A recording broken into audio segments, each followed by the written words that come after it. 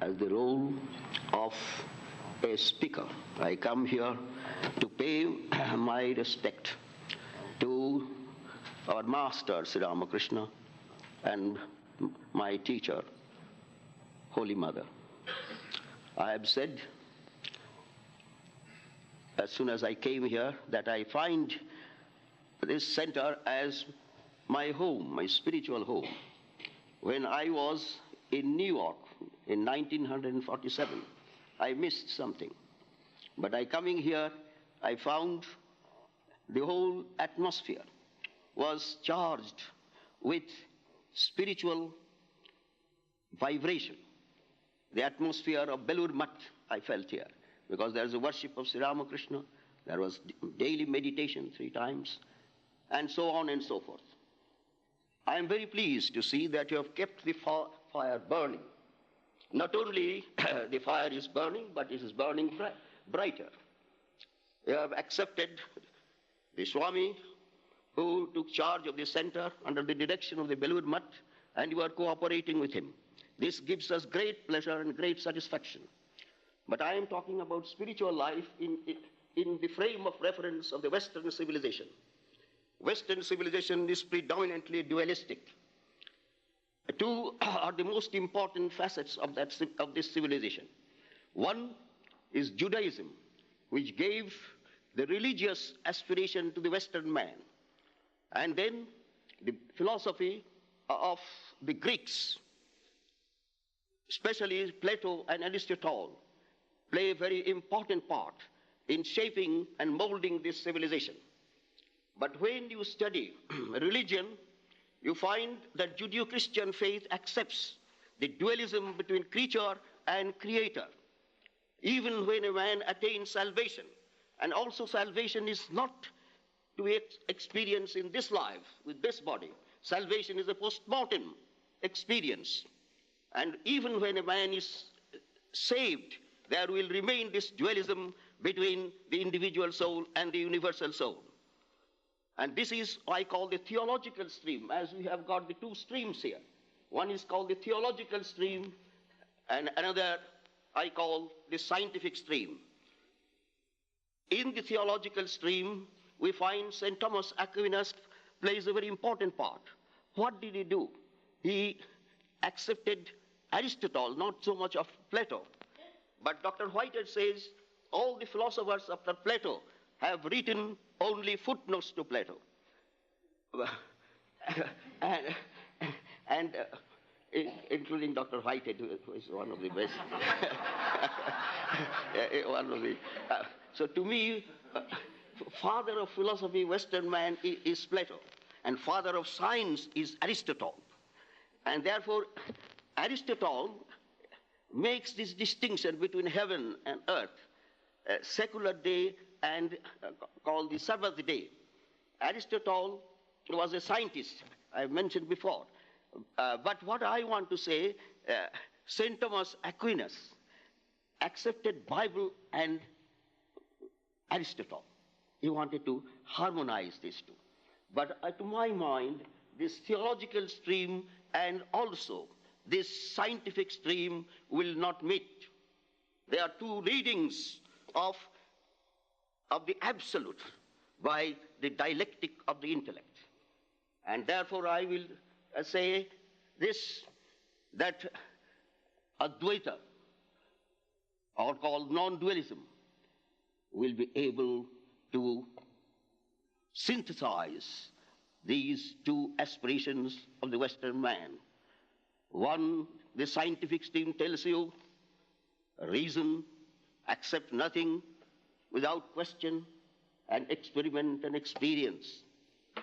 And the theological stream have faith, ask no question, but believe.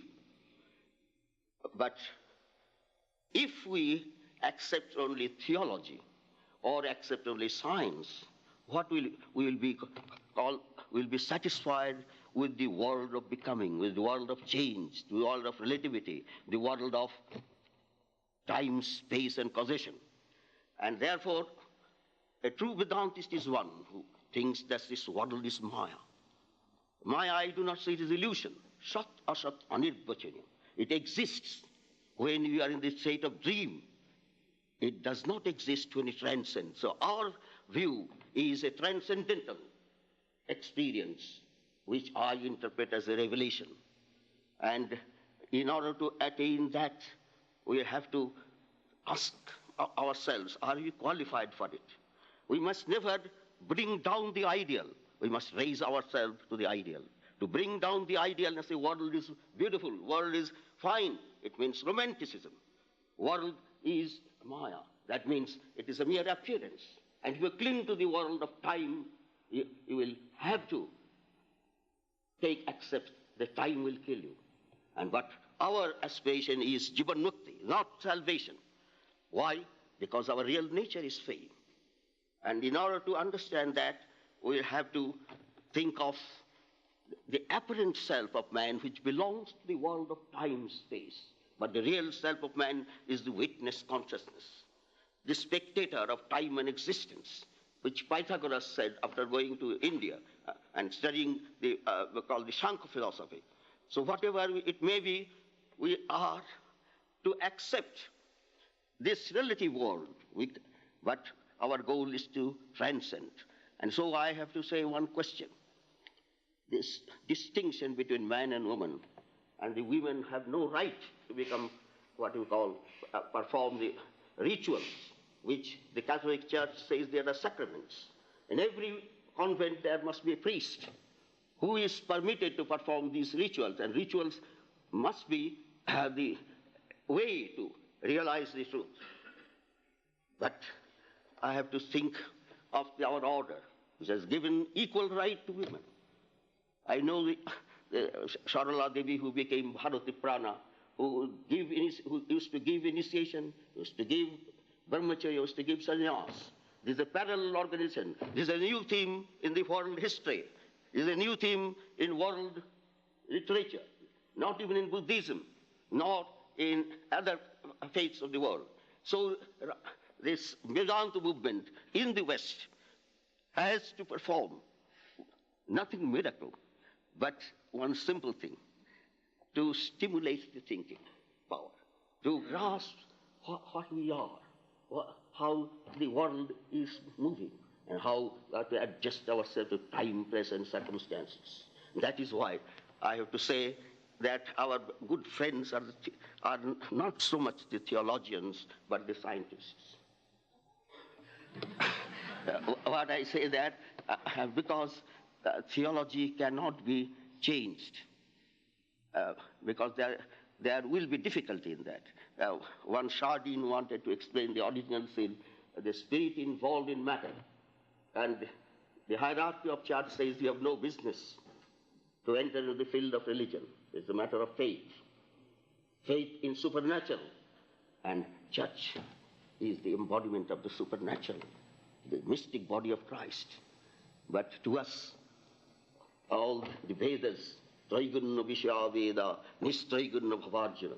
Well, Lord Sri Krishna says in the Gita, all the Vedas, all the scriptures belong to the world of time, world of becoming. You have to transcend time, transcend history, transcend theology, transcend science. That I call what we call Paravidya. It is a personal experience. When you reach the goal of perfection, you have no doubt, you have no fear, you have no agony, you have no distress, you have no limitations. So I will say by reading Christ, I have understood that Christ wanted his disciples, his followers, to lift their consciousness from the intellectual plane to the spiritual plane. In intellectual plane, we are bound to see distinction, difference, duality, and multiplicity of the world. At least you have to make this distinction between the speaker and the audience. You have to make a distinction between subject and the object. You have to make a distinction between drik and drishya. That means seer and the seen. Therefore, I have to say, we purify the intellect and transcend intellect. But Mr. Descartes, the father of modern called philosophy, which I studied in St. Paul's Cathedral Mission College, would tell me, cogito ergo sum. I doubt, therefore I think.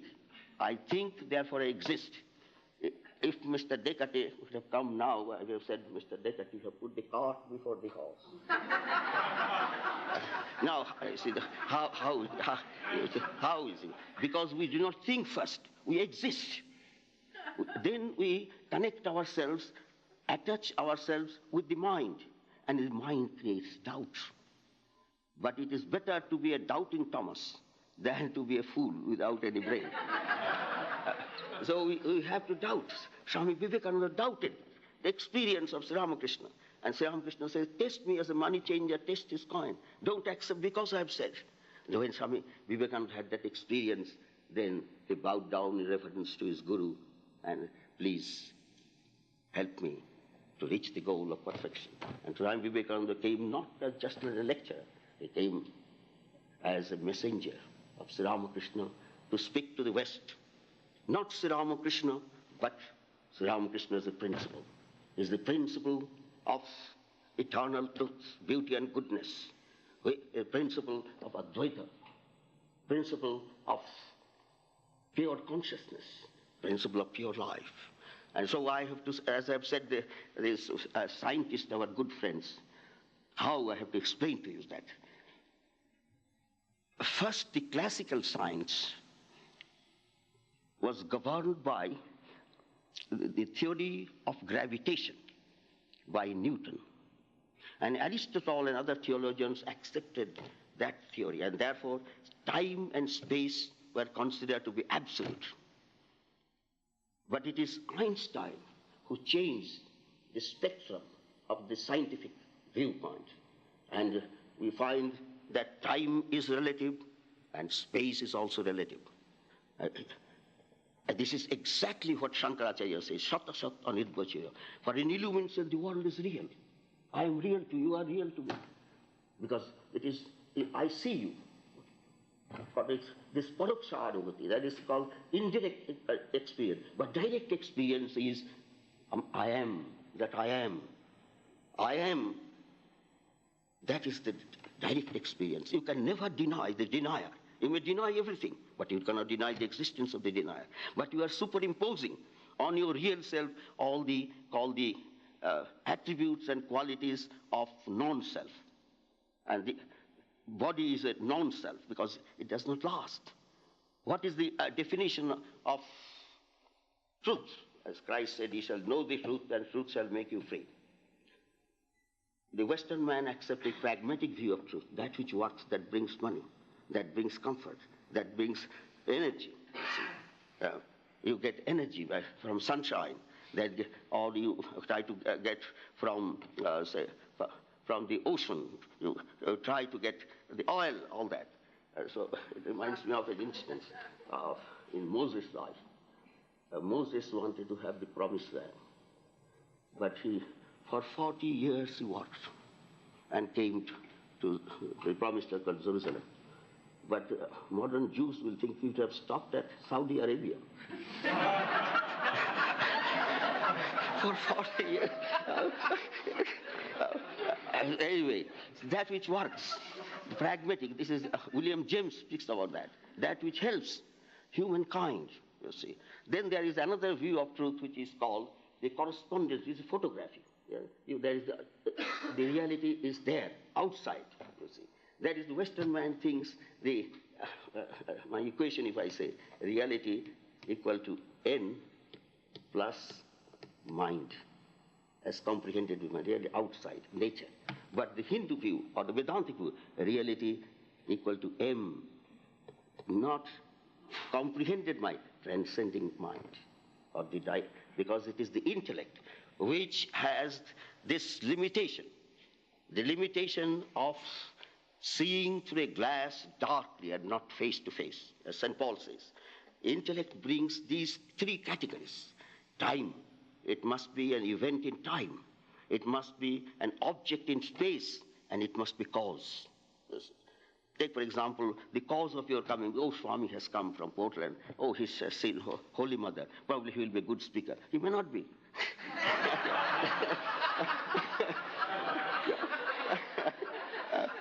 But anyway, whatever may be. What I want to say, the time-space continuum. This is the view of the science. And Einstein tried to, in his last days, to have what we call the general force, from which all the forces have come, you see. That general force of Einstein, I will speak about later. It is the Divine Mother, it is Shakti. It's Shakti. It's not unconscious, it must be conscious force. But what I'm going to talk to you, that this idea of time and space to be real, I will accept as relative real. It is not absolute. Because when you go into a, called the transcendental state of consciousness called samadhi, you go beyond time, you see. As Swamiji experienced that. Nahi Surya, nahi Jyoti, nahi Shashanka. Sun has disappeared, moon has disappeared. Avang manusha gocharam, beyond mind, beyond thought, beyond speech. Bhoje pran, bhoje jar. He alone knows, who has experienced it in the very depth of his heart, in the very core of his true self. So this is the reason why I have said that this aparavidya, because you see, a student went to the teacher. Kusminnu bhagavo vigyate sarvavidam vigyatam bhavati. Please tell me that, by knowing which everything in this universe will be known. And then, de vidde veditavve. There are two kinds of knowledge, apara and para. The knowledge of the object will come under the category of lower knowledge. But knowledge of the subject, the real subject, which I mentioned as nitya shuddha buddha mukta. It is eternal, it is pure, it is free, and it is illumined. It is that self. So an avatar comes to tell us which you have forgotten. The world of Maya is something like a kind of self-forgetfulness. We forget our true self and identify ourselves with our psychophysical personality. But the word personality comes from the Greek word called personam, in mask. You have to tear off the mask. Then alone you will know the essence, the spirit. And that is the religion which Christ preached when he spoke to the Samaritan woman. Not a day like this, it was a very sunny day. A very sunny day, and a very hot day. Christ was very thirsty. And he went in such a water. Somebody told him there is a beautiful well and water is very fresh, clean and clear. Will you please go there? So he went. And he found a Samaritan woman drawing water from the well. Would you kindly give me some water? I shall be very thankful to you. But the Samaritan saw his face, his beard, and some other things. He recognized that he was a high-class Jew. And Samaritans are something like non-Brahmins, you see. They are not Brahmins, as Boston people think they are Brahmins over here. That is the reason why one of your devotees, he was not satisfied. I must not make any remark, just out of, it will be between us. You have such a beautiful ocean, and but Boston, he came to Portland. Oh, I like to go Boston. Yes. Yeah. But Tea Party, always remember, Boston Tea Party. So anyway, what I'm going to say. He said, he saw the high-class Jew, you see. Although Christ did not speak Hebrew, he spoke Aramaic. And therefore, when he says Father, or Father in heaven, he says Abba. In Aramaic, the word is Abba, you see. So anyway, would you kindly? She refused. Then Christ said to her, the water that will give a man drinks, he or she will be thirsty again. But if you give me water, I will give another kind of water. It will be like a well springing into eternal life. Then he made a little forecast of what has past and all that. And then you talk like a big rabbi, a great teacher. What is your concept of God? Then Christ said, God is not in the hills of Samaria that the Samaritans worship. God is not in the temple of Jerusalem, but the Jewish people worship. God is a spirit. They who worship God must worship in spirit and in truth. God is a spirit. When you think God is a spirit, and now I have to bring the Shanka philosophy here, because Shanka is very rational. It has two concepts. One is called Purusha and Prakriti. Purusha means the spirit is perfect. There is no trace of imperfection because it is infinite. It is, and Prakriti evolves, you see. It is, all evolutions come from Prakriti, and Prakriti is constituted of the three gunas, Sattva, Rajas and Tamas. And even when we go to the highest point of Prakriti, still we are not, we should transcend Prakriti. Or the Vedantists accept Prakriti as Maya, you see. Now, all evolutions, we do not accept creation out of nothing, we accept evolution. But we give to this scientist another correlative, which is called involution. Evolution of nature is for the manifestation of the spirit, which is eternally perfect. And so we can never attain perfection as long we live in the world of becoming, in the world of Prakriti. So when Christ said that God is spirit, I will interpret that spirit is indivisible, because it is a simple unit. It cannot be divided. All compounded things can be divided, can undergo change. Some people have asked me this question, you see, that how did you survive St. Helens? Because St. Helens was not doing its job properly. If he had done his job properly, it would have been like Mount Vesuvius. The first volcanic eruption was as strong as called the Vesuvius, eruption of Vesuvius, Mount Vesuvius, but repeated eruptions, you see. But anyway, this world will one day disappear. When we say disappear, it goes back to Prakriti. Because anything is a product of a cause will undergo change. And therefore, that is the reason we do not think that we are born. We are unborn. The great souls teach us that fact. Mahapurush Maharaj was asked, Maharaj, we want to celebrate your birthday. Would you kindly tell us? Mahapurush Maharaj said, coming to Sri Ramakrishna, I have realized I am unborn. So what's the use of celebrating? But the devotees or disciples are very clever. They got the information from his sister, who was living in Benares, you see, living in Benares. Even Holy Mother's birthday. His mother was not interested. Then Swami Aseshananda one day approached with folded palms. Mother, so many devotees want to celebrate your birthday. And Swami Aseshananda knew the actual birthday. Mother permitted. You see. In our monastery, we celebrate the birthday only the direct disciples of the Master. So anyway, the point is Mahapurush Maharaj, when gave sannyas, will say, I have given you name, your name has changed, but go beyond name and form. That means Atma-jnana. You have come here to realize that. And so you see if you think in the Last Supper, Virgin Mary was not invited, and therefore you see, we have no right to perform these rituals. She was praying, and this idea of man and woman, we must transcend. This belongs to the world of Maya. And that is the reason, you see, when I take our vow, we do not say that I am this or that. You see, I am to always think of my ideal. Ajata, non-causality. So that is the reason why I say that first we have to know time and space to be relative. You see, our view is to, when you transcend time by reaching the transcendental state of consciousness which is called samadhi, then we become illumined. So this picture of Sri Ramakrishna was taken in that state of consciousness. He was absolutely unconscious. The photographer came and found this man was living almost dead. He didn't know, and left it. Then one of the devotees took the snapshot, and we got the first picture. And Sri Ramakrishna one day put some flowers. Then Holy Mother was laughing. Please do not laugh.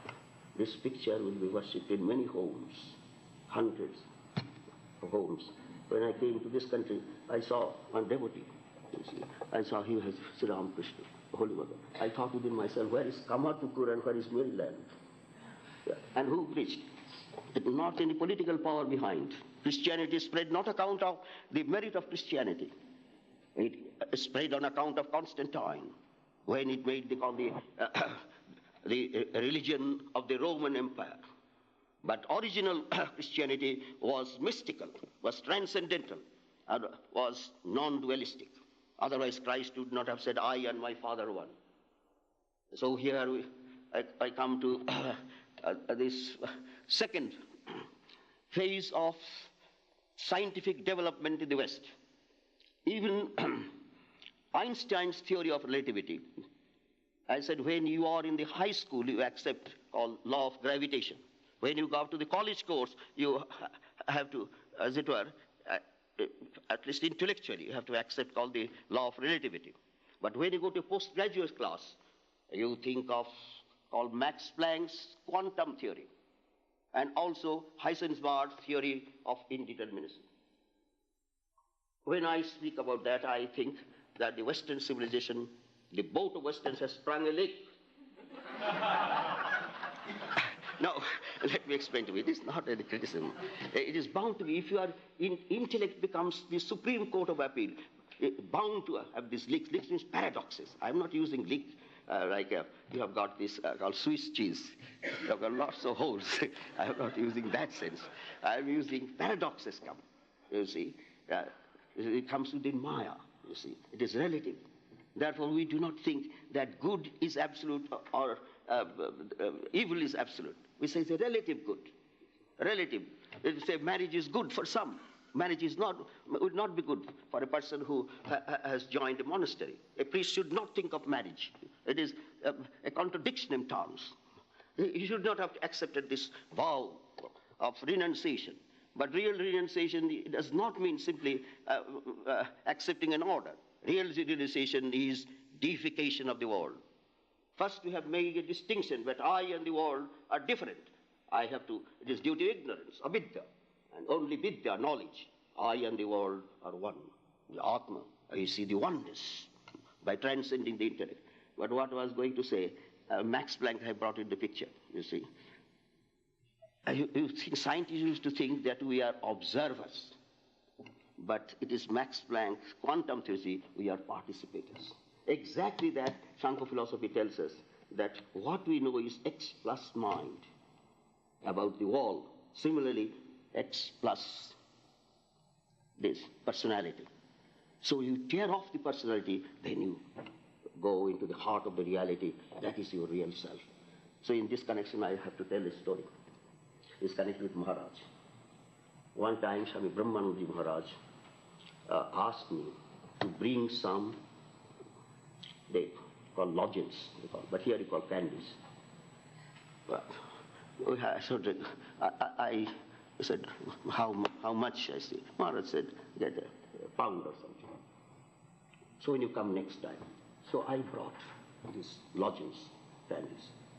That sometimes you call lifesavers. but I tell you, the dentist will not think that way. Then I came to Balaram Bash's house. Then the Shevak attendant said, Maharaj will not receive any visitor. But Maharaj heard that from within. Called that boy. I took the package of candies and presented to Maharaj. Then sit down. Then Maharaj asked his attendant to bring the children, grandchildren of Balaram Bash, Ram Babu's children, little children. So as soon as they came, opened the door, they were coming through the door, Maharaj put a mask of a tiger. There was something he was hiding, I didn't see that. He put a tiger. And the children, 3 children, they were afraid, ran away. They said, Mommy, tiger. Then Maharaj again asked them, when they went inner apartment again called them. They came. Then again he put on the tiger. They were afraid to go. Then Maharaj stopped, asked the Seva attendant to hold them. And then took off. Oh, Maharaj, you are a great cheese. And he gave these candies. Similarly, we do not know that it is the Lord who has taken my form, your form, all this, and illumined soul sees that.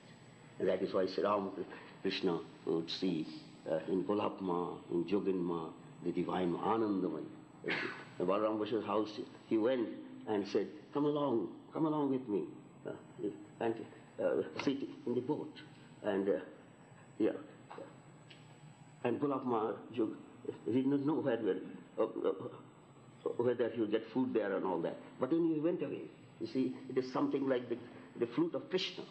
When this Krishna flute, when the Lord calls us, we cannot think of any other thing. We have to follow.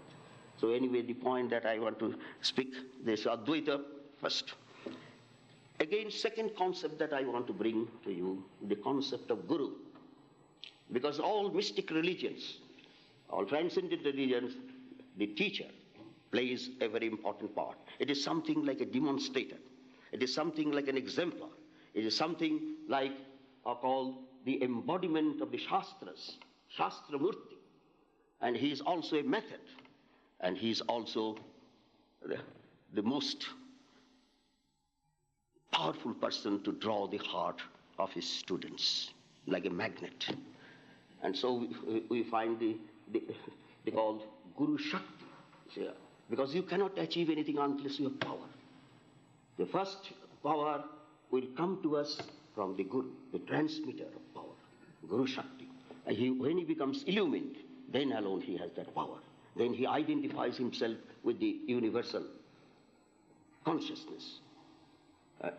And that is what Swami Aseshananda wrote in his book called Bharate Shakti Puja, worship of Shakti as Divine Mother in India. There it is the Guru Shakti. You find in the days of the Upanishads, there is no temple, no deity. But I believe they worshipped the Guru as a kind of symbol and expression of the Holy of the Holies. That is the reason in Upanishad, Tasmad Guru Avigachet Samitpani, the fuel in hand. That means it's a symbol of humility. I have come to learn. I have come to learn. And the Guru, these are the qualifications. Srotriya, he must know the essence of the scripture. Abrijina, he must live a sinless life. Akamhata, he will not have any ulterior motive behind to swell the number of disciples. Not for that. It is ahetuka dunashantu. He does act of compassion. And then Brahmavit, knower of Brahman. So I have, in my life, I can say, I did not know that I saw the Divine Mother in flesh and blood. I saw only the human aspect. This recognition came only through the commentator, Swami Aseshananda. When I was writing letters, he was giving some kind of directions, method, or called steps, first, second, third. I said to Swamiji, Swami Aseshananda, that you see, Holy Mother has not given any method, he has given just simple instruction. Would you kindly add something? Then he said, you are the greatest fool. I did not say. One young man came, he said, Maharaj said, you are a fool. He said, not Maharaj, I am a MA of the Calcutta University. Maharaj said, why? And he didn't stay. The young man came and thought, yes, as in the Tobacco, when I was there, one young man came from the east. The heart of the Tobacco is there. He will not do any work. He will not go to the shrine and all that. What will you write in your book? I said, what will be the title of your book? So how to become a saint? He said, I said, why don't you become a saint first and write?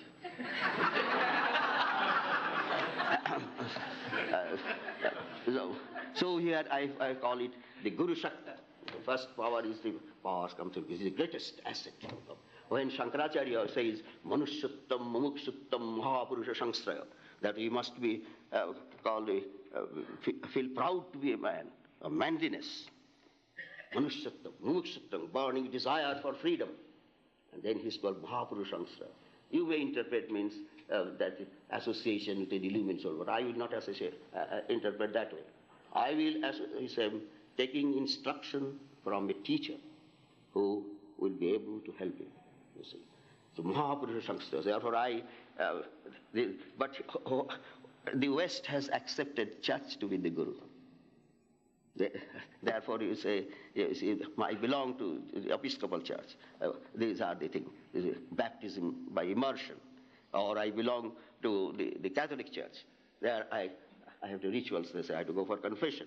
I have to ask forgiveness for sins and all that. But here our is realization. Religion is realization. And therefore, Guru is a bridge between man and God.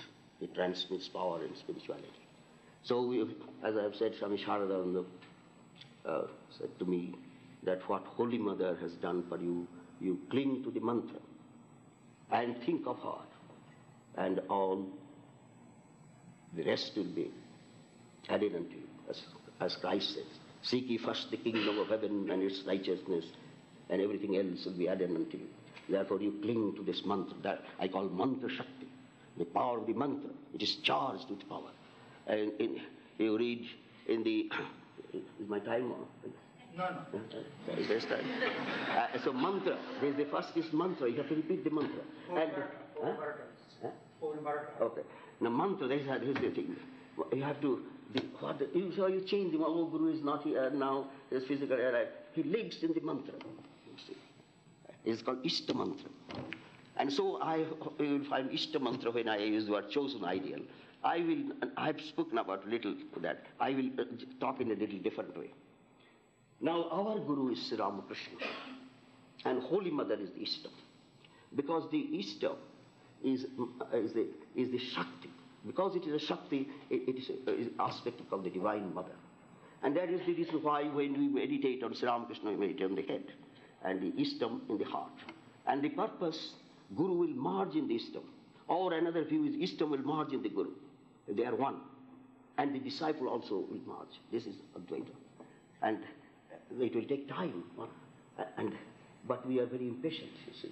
Therefore it is called sadhana.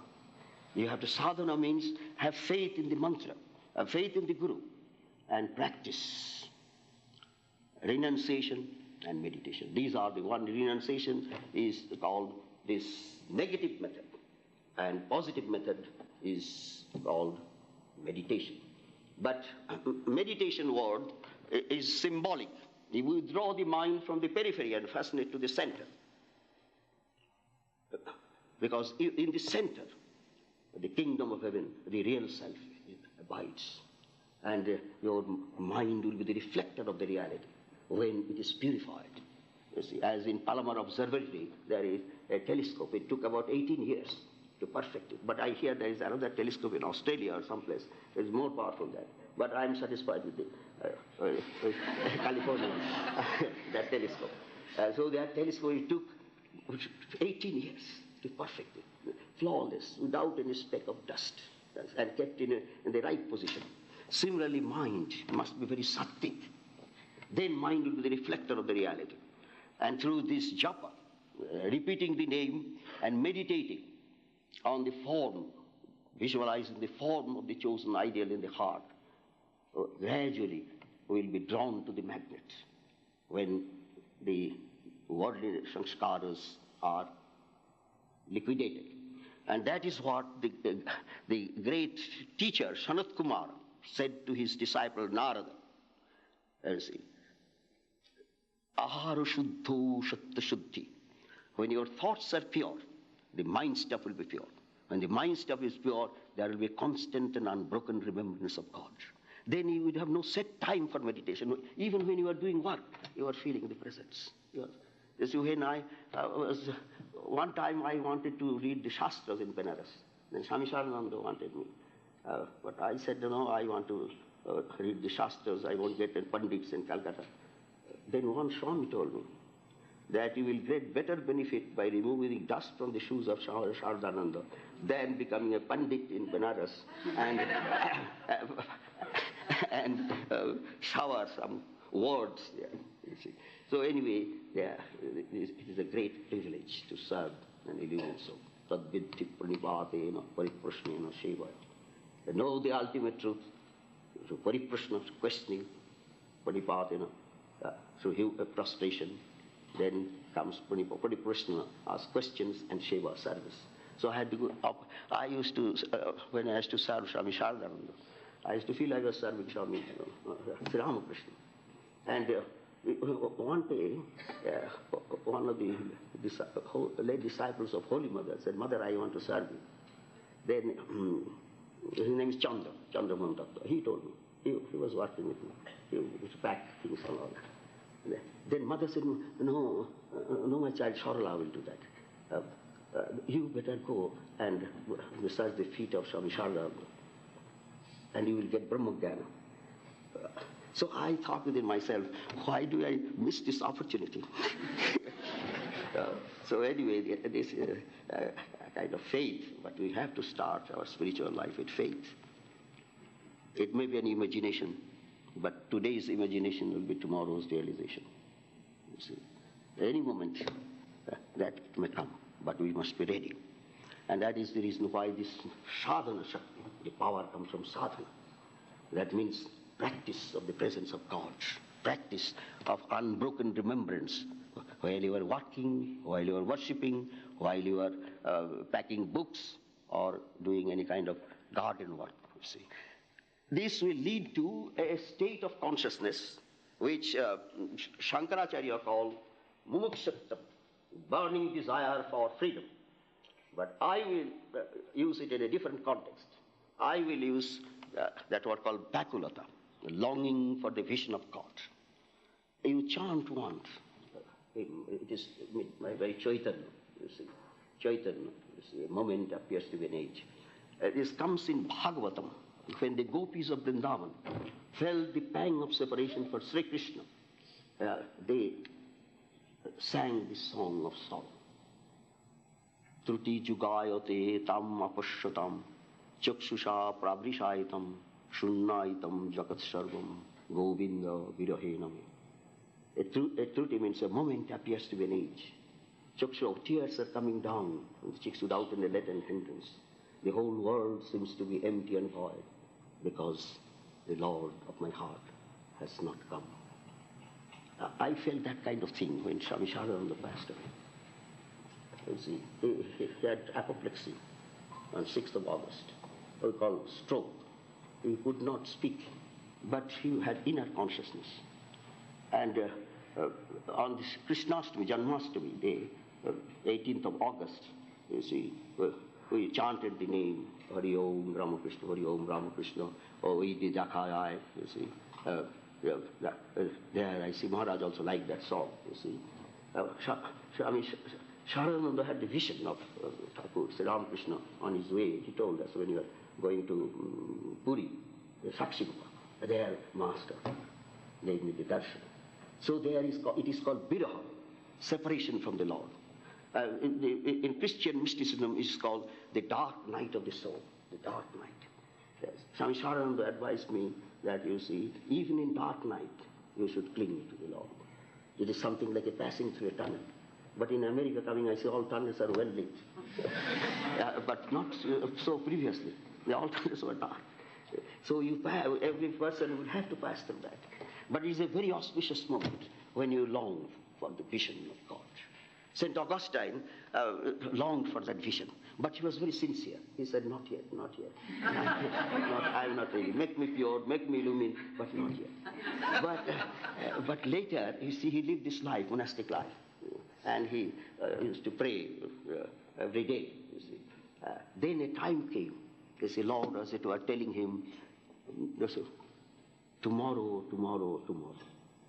Then he said, St. Augustine, why tomorrow, why tomorrow, why not today, why not today, why not now? So you see, this is this moment. This is called the intense yearning. Tibra veganam ashanna. When you have that intense yearning, then the Lord will appear. And that appearance of the Lord, according to, it is not imagination of the mind. It is real. It is call it communion or call it Shavikalpa Samadhi. Sadhukanam unugrhartang brahmano rupakalpana. You see, it is out of grace the infinite Brahman takes a form. You see.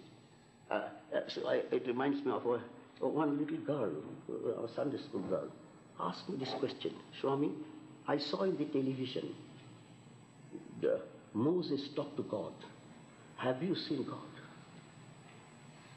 Well, I said, I have seen somebody who has seen God, or who has really God himself, Holy Mother. But in this context, I have to say, television and God vision are two different things. If you see God in television, it will be an object, you see. He is the eternal subject. And also, method is different. In television, you see only appearance, nama rupa, maya. But in God vision, you see within, only the veil is lifted. Between man and God there is a veil. And that is the reason you have to, through our sadhanas, we have to make a little hole, you see. A holy man has made some hole, on the screen of Maya. And the illumined soul, the whole and the screen are one. No difference at all, you see. I and my father are one. So we find that when Swami Aseshananda passed away, he put his body, cremated it. When I came to Udbodhan, I felt everything is empty. It's shunnata. I became a Buddhist, as it were, shunnata. Everything is shunnam, you see.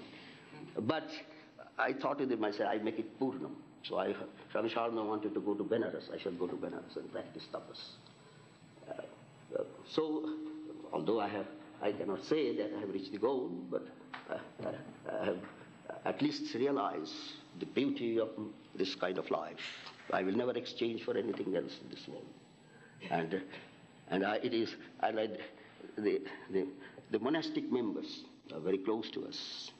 But that does, I do not say that lay devotees I will not so much appreciate. I will appreciate also. But we becoming monks, we like these people who will be few in number, but they will be the pillars of our spiritual organization. So what I only can say, I commend yourself to the care of Mother who has blessed me, to bless you all and enlighten your heart and give you peace, freedom and enlightenment. Because the Divine Mother is an embodiment of two things, wisdom and also compassion. It is Mahavidya and Mahakaruna.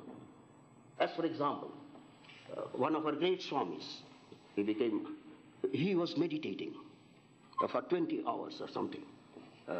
And he had kind of called brain phobia. Maharaj called him. And Western medicine, Ayurvedic medicine, with everything exhausted. Then some senior Swami said, why don't you go to Mother? She is your guru. Tell her your difficulty. Then he went. And Mother asked, my child, why do you meditate? Why do you meditate? He was saying, the Shastra. I have not instructed you that way. You meditate in the heart. And he followed Mother's instruction. Everything left. And he said, because I had a Sadguru, I had an illumined guru, a guru who can diagnose the disease and could give a real cure, I was saved. A great Swami. Similarly, it is the Guru. And Guru, as I've said, does not die. He lives in the mantra. And our view is to become mantra chaitanya. He'll become conscious. And that is the reason why I think I have touched Holy Mother's feet. She is the Maha Vidya and also Maha Karuna. Because I was not really thinking in terms of initiation when I left my dormitory. It was something which you call a grace. So in our spiritual life there will be ascent of man we call sadhana. And also there is descent of God which I call grace. Jame vaishabhruti tena labhyam. He who the Lord chooses will be able to realize the goal. Christ one time said, you see, you have not chosen me, I have chosen thee. And so I also feel that way, that I was not ready. But Holy Mother, out of His grace, out of her grace, at least planted the seed of spiritual awakening. And then through her Mokshuddhara Kapata Patanukari. You see, in our monastery, you see a picture of Holy Mother. I call Annapurna. You see, her bhandar is always full. Not only material food, but spiritual food. And so, when I was in Benares, I used to go to Annapurna's mandir, the temple, and I used to chant. Mokshuddhara Kapata Patanikari, Kashipuradhishari, Vikshang Dehi Kripavamanukari, Mata Annapurneshwari. Well, Divine Mother, I beg of you. Viksha means I humbly beg of you. But Mokshuddhara, you hold the key. You hold the key with your hand and open the door to illumination. Moksha. That is called liberation. Jivanmukti. Mokshuddhara Kapata Pata Kashipuradhishari. You are the presiding deity of Kashi. Kapadishwari. But Vikshang Dehi, give me this out of grace. So no illumined soul will say that I have realized the goal by my effort. It is grace. But both are necessary. If you are to walk 10 steps, God will walk 100 steps. And so what will happen to them? Then a man of illumination.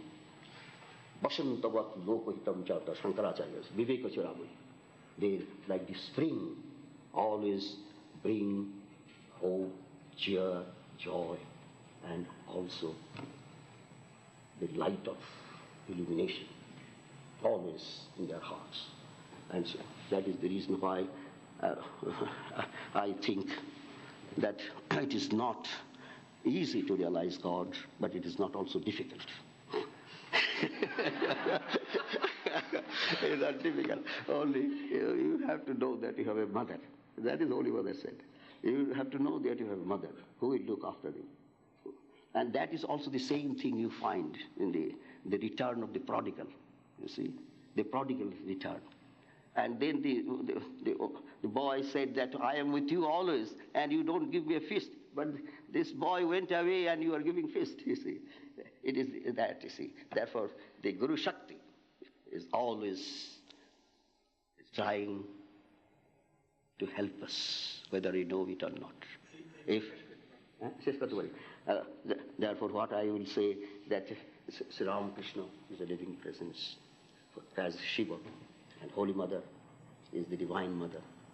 And through their grace, the grace of the Master is Shiva, they have the symbol of Absolute, and Mother, the symbol of Mahashakti and Mahakaruna, great power and great compassion, will be able to realize the goal.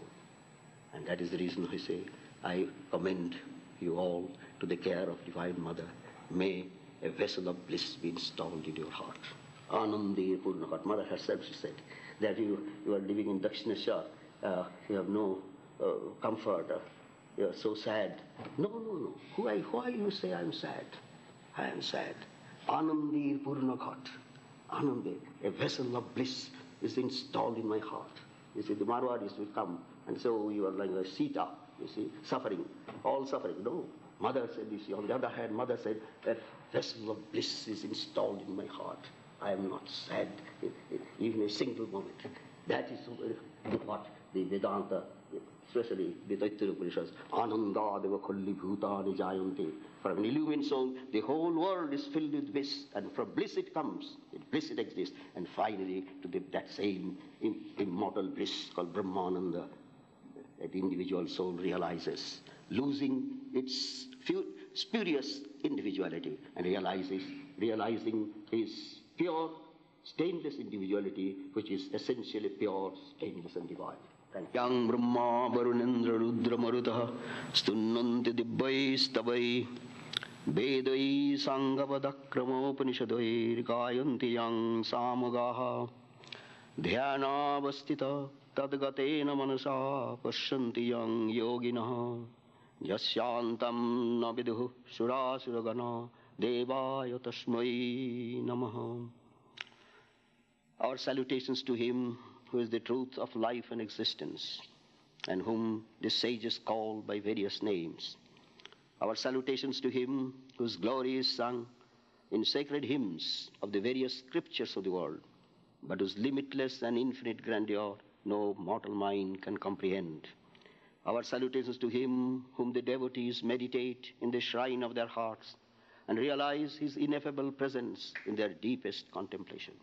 May he illumine our understanding and prompt our minds to the path of truth and righteousness. May he reveal himself unto our souls and dispel the gloom of illusion, fear, doubt, and darkness. Peace be unto earth, peace be unto heaven, peace be unto land, peace be unto waters, peace be unto plants, peace be unto animals, peace be unto gods, peace be unto nations, peace be unto races, peace be unto me, peace be unto all, peace be unto peace. Om, peace, peace, peace.